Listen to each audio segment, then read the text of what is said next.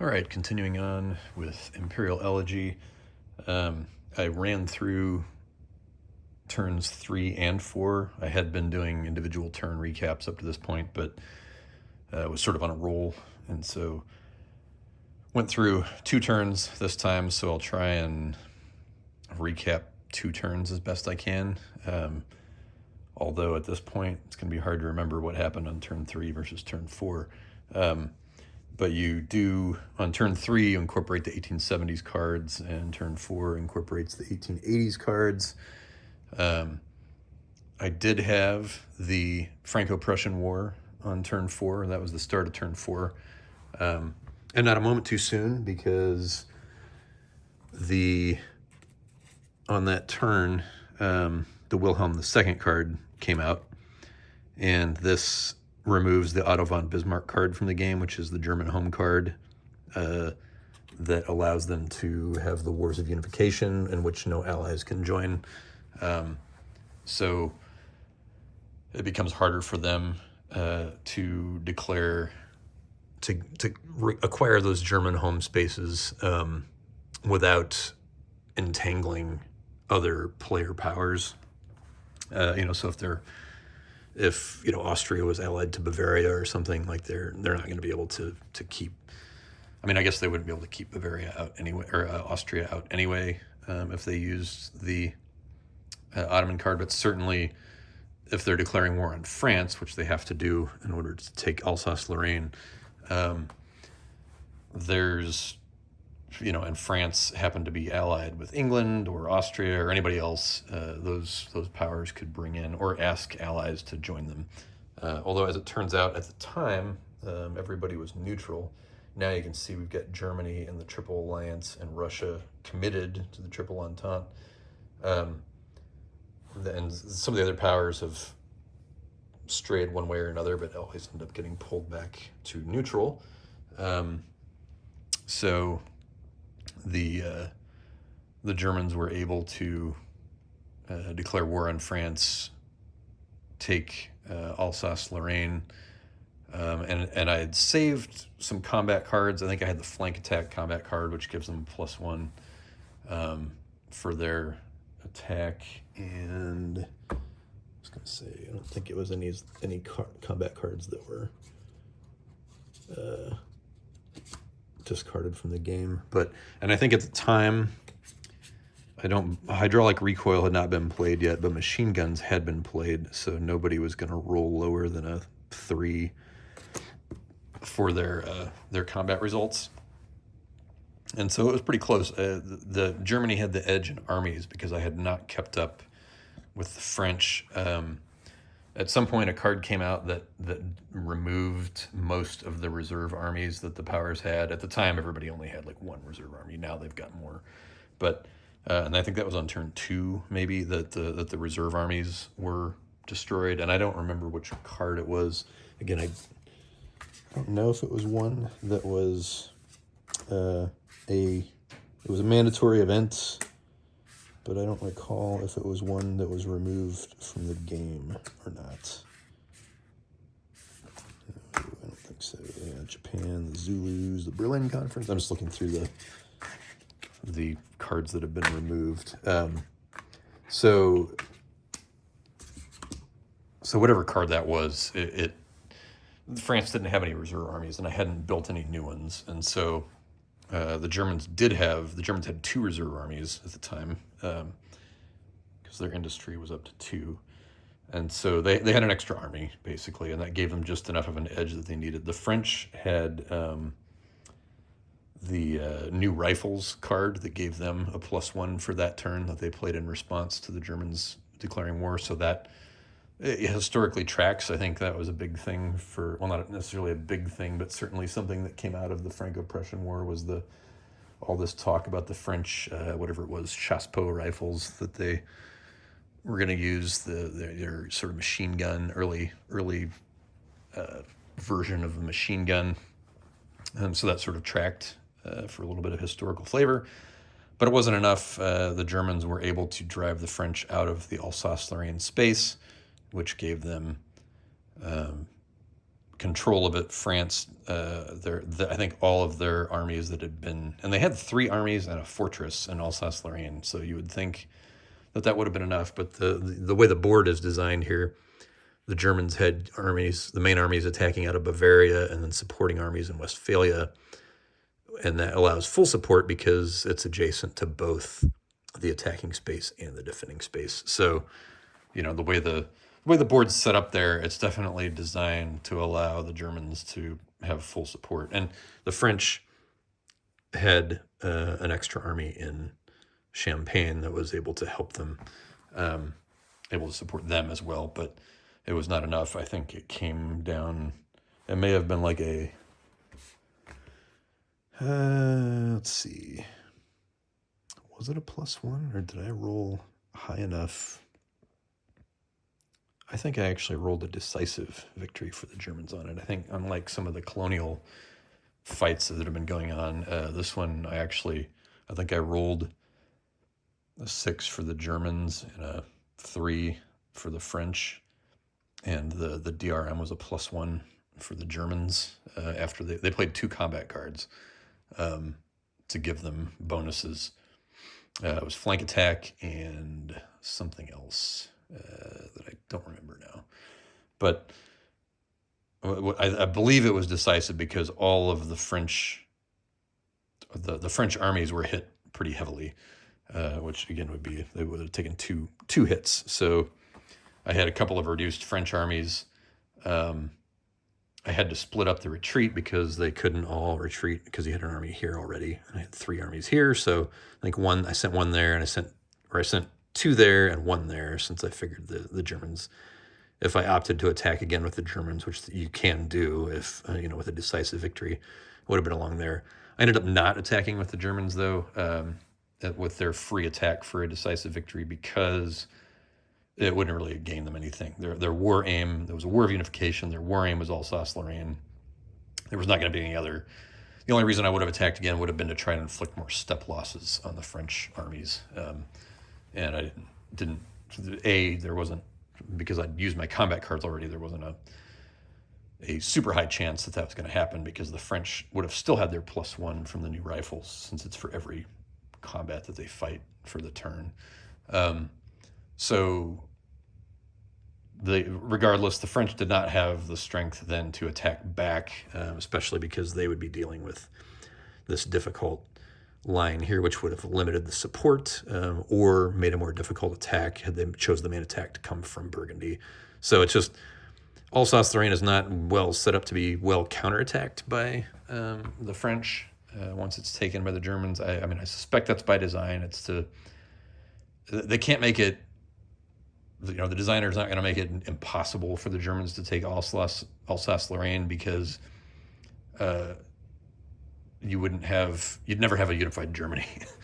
In some ways, yes, the Franco-Prussian War was a fluke, that the Germans should not have won it as decisively as they did. But the game is designed to allow you to, I won't say easily replicate the Franco-Prussian War, but if you do replicate the Franco-Prussian War, it is set up to at least give the Germans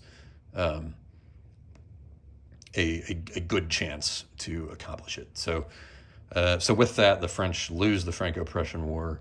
Germany's reunited. Germany gets an extra manpower for unifying. Their stability was at 6, and everybody's stability is pretty well maxed out right now, except for France.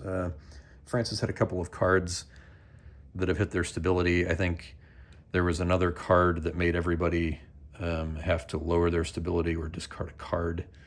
I think that's what it was. I don't remember which card that was. But regardless, France has had some struggles with their stability. But they lost that war. So also what happens is the Second Empire goes away, which gave them a +1 CP war budget for any fights. So essentially, there's kind of, and based on what the national goals cards are, there's kind of 2 tracks that you can take for France. There's the Second Empire, Napoleon's legacy goal track that is reconquer continental Europe.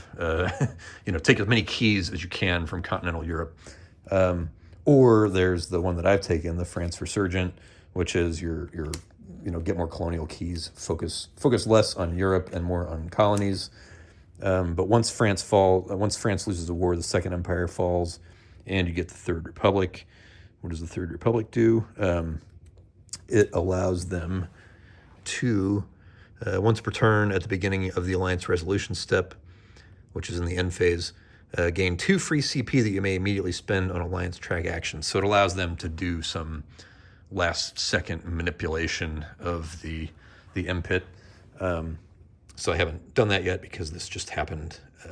Actually, I could have done it at the end of last turn. I completely forgot. Well, I've already done the alliance resolution. There's no way that I can retcon that now. Let's just pretend it wouldn't have changed anything. But I definitely need to remember to do that next time. The French, they're on their way towards their France resurgent goal. They're at 5 colonial keys now, and they can only get they're maxing out at 6, which will give them an extra manpower, which is good because their manpower has dropped once they lost Alsace-Lorraine. It dropped their manpower down, which isn't good. You want to at least maintain your starting level of manpower. But here I have control 6 colonial keys, at least 2 of which must be on the Asia map. Mexico counts as 2 keys for the purposes of this card. That's interesting, although I have not made any diplomatic overtures towards Mexico. The thing that you'll see here is that Africa is full of influence counters. It's because the Berlin Conference has happened, and when that card comes out, then UK, France, and Germany all alternate. And it was France that played the card, so they got to get an extra placement of a influence counter, and then you alternate with UK, France, and Germany placing counters. So the French have now managed to control Madagascar, which gives them I think that should increase their power projection to 6. I don't think I gave them power projection on the Indian Ocean because I forgot about Madagascar. It is a little bit. Another component thing is I feel like the control. I understand that these are always referred to as influence counters, even though they have control on the other side. So you want control counters to look different from the diplomacy counters. So you make them, one's at the top, one's at the bottom, one's blue, one's white. But sometimes it is, at least when I'm having to do board state evaluations for all the powers, maybe it would be less of an issue if I was only looking for 1 power. But sometimes I pass right over, like I see a control counter and I mistake it for an influence counter, again, because they're the same counters, but it's just influence versus control. Like, I don't know what visually could have been done to make the control look different enough from influence that you wouldn't pass right over it or scan right over it when you're scanning the board quickly to evaluate game state or space state. But yes, so the French have increased their power projection. They now have a port on the Indian Ocean there, which is good. They have control of West Africa. They now have control of Morocco. They're soon to regain control of Tunisia. They had control of that on a card where they took it from a card play allowed them to take it from the Ottomans, but then there was another card play that put a pacification counter on there. So the Expeditionary Force is in the process of taking care of that. But they have 3 other spaces here to gain control of. And again, they don't need all of these. They don't need control of all these. They really only need 1 more space. And it needs to be in Asia, or they need definitely want at least 1 more space in Asia to get their national goal. So it's looking right now like they may have to go into China to do that, because Balochistan has already been taken by the Russians. They would have no LOC to Afghanistan to get to that space. So there's also some naval bases up for play here, which would certainly help their power projection to go for the Caroline Islands or Aden or Oman. To gain control of those naval bases would help them. Although there's still really no catching the Brits, although the Brits don't any longer have double the power projection over the next power in the space. They would need to get up to 12 to do that. So if we play sea power, the sea power card, the French will get an extra card, but the British will not. So the French and British still dominating the 2 power projection flashpoints. Nobody is dominating the Africa flashpoint yet. France is close because they have 4. They just need to regain control of Tunisia. That will give them the Africa flashpoint, which will give them an extra card. And nobody's dominated Italy yet. I've just basically been ignoring Italy. There was a point where there was a rebellion in Lombardy. The Austrians crushed it. So they do have an alliance with the papacy, but they need to control all 4 spaces in Italy to control the Italy flashpoint. That would be worth a card. But, with the bot controlling Austria, they don't get to choose, to focus on Italy, which is probably what I'd be doing if I were playing as Austria, trying to snatch up that flashpoint. The Germans are close to getting the Low Countries flashpoint. They do have an alliance with the Netherlands, and they have diplomacy in Belgium. With the French, I was too busy focusing on rebuilding my armies after losing the Franco-Prussian War and dealing with the colonies in Africa to focus on the Low Countries flashpoint. Probably should have stayed ahead of that to at least keep it split instead of letting the Germans be 3 CPs away from allying with Belgium and claiming the Low Countries flashpoint, which I think is also, well, that's a half card, but they'll round that up to 2, so they would have a +2 cards because they already have the Germany flashpoint, which is the 8 keys for the unified Germany. I think they actually would have had this sooner because I think there's more than 8 keys total. I think there's 9 keys because it's all the German home spaces, right? 1, 2, 3, 4, 5, 6, 7, 8, 9, 10, because there's Schleswig-Holstein. So yeah, they should have had it sooner than they did. I think I had cheated them out of a card for at least an extra card for at least a turn. Anyway, so that's what's happening in Africa. The Germans they have influence counters there, but they've been too focused on reunification to do more influence counters. I think this turn I will focus more heavily on Germany's place in Africa, possibly building more fleets for them. And the Russians haven't changed much. Nothing's changed in the Balkans. The Russians are still allied to Bulgaria, and there's 2 Bulgarian armies and 2 Romanian armies. The minor power build instructions said you can only build 1 army for a minor power, but when major powers are allied to minor powers, they can build minor power allied armies on their own initiative, which I took to mean that can exceed that 1 army cap that minor powers have, presumably if they're not allied, if they're automatically building, which they do, from the minor power build box at the end of every turn. But if you're allied, you can have them build more than 1 army. That's the way I read it.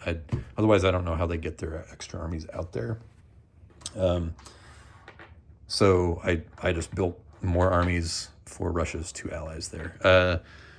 The Ottomans, you can see there's a reduced army here. The powder keg card went off again. I think France played it this past turn. So either France or Germany did. And they put a rebellion in Macedonia and Serbia. And I had the 2 Ottoman armies here. My understanding is that if a space goes into rebellion and it's no longer controlled, then during peacetime you can't draw lines of communication through that, or I think at war either. But during peacetime, if your units can't draw a line of communication, they'll get displaced. So I think what happened when Macedonia went into rebellion, they no longer had an LOC to Bosnia or Serbia, so those two armies displaced to Istanbul.